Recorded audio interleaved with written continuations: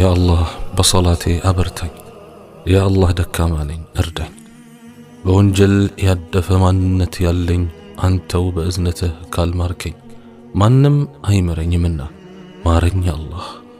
ያ አላህ ምህረትህን እሻለሁ።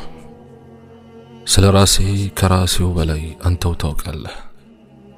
ስንት ጥፋት አጥፍቻለሁ፣ ስንት ወንጀል እየፈጸምኩ ነው። ድብቁም ገሃዱም ከገሃዱም ይበልጥ ድብቁ ብሷል። ያ አላህ ካልማርከኝ ምኑን ነጃ ወጣው?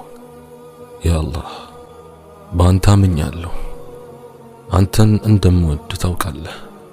ነገር ግን ነፍሴ ተዘናጋች፣ ኢማኔም ደከመ።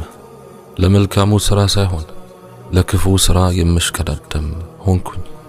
ያ አላህ ስንት ኃጢአት ፈጽሜ ሰትረኸኛል። ስንት ወንጀል ሰርቼ በሰው ፊት አላጋለጥከኝም። ምህረትህን እሻለሁ። እግፍር ሊ ያ አላህ ፈኢነሁ ላ የግፊሩ ዙኑበ ኢላ አንት።